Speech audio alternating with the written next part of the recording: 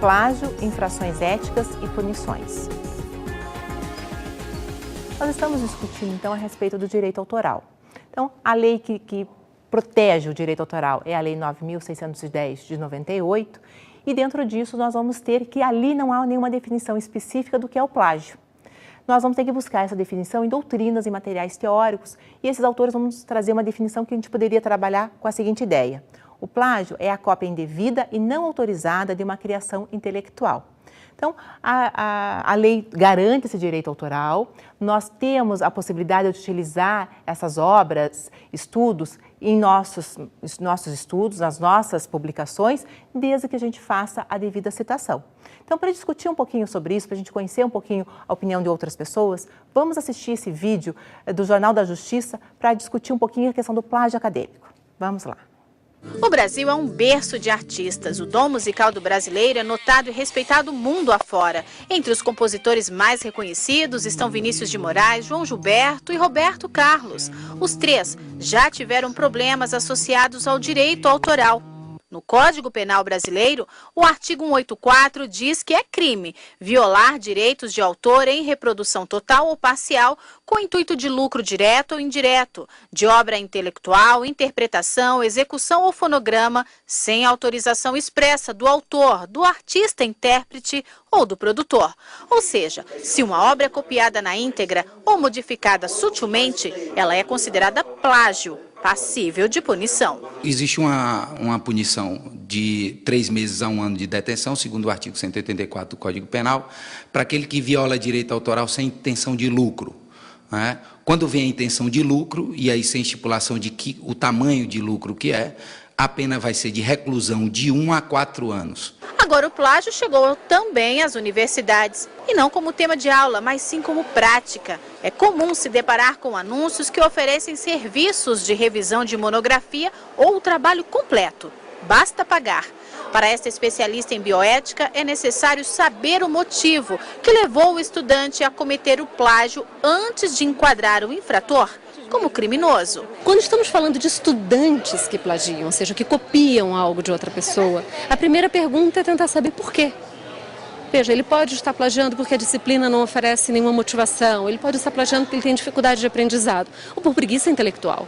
Então a primeira pergunta, antes de enquadrarmos todos os estudantes em uma mesma rubrica, plagiador, preguiçoso, portanto, merece uma expulsão ou merece um castigo, tentarmos entender o que está acontecendo quando um estudante abdica dessa delícia de criar e de pensar por ele mesmo e passa a copiar.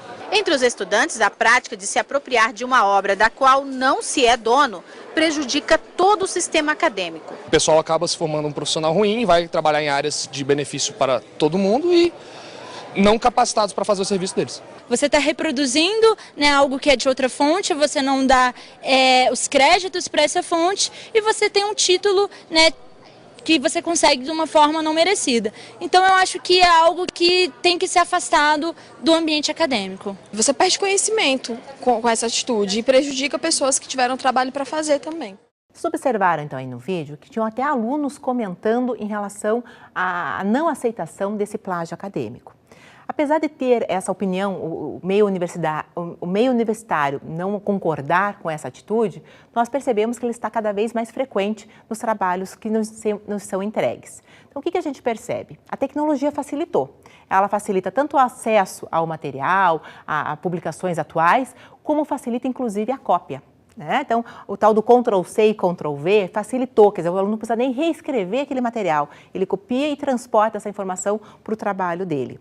Então, a gente precisa criar essa questão da ética, quer dizer, eu não posso dizer que são minhas essas palavras, que é meu esse estudo, se tem uma pessoa que dedicou o seu tempo, os seus estudos, o seu conhecimento para gerar aquele trabalho.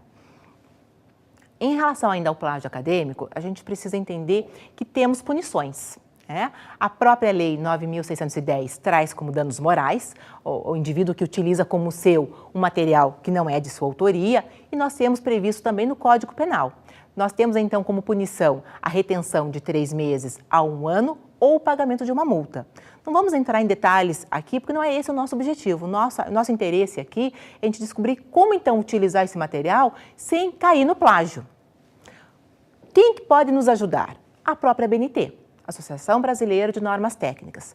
A gente vai ter aí a NBR 10.520 de 2002, que normatiza como utilizar a ideia de outras pessoas no nosso trabalho, no nosso estudo. Então vamos ter aí tipos de citações, como trazer essas ideias, esses conceitos para enriquecer, para fundamentar aquilo que nós estamos desenvolvendo.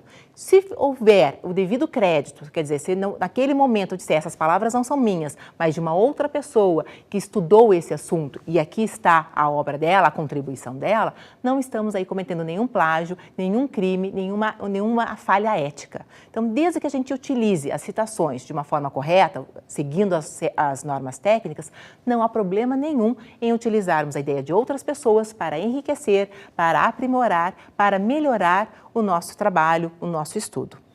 E nos vemos na próxima aula. Obrigada!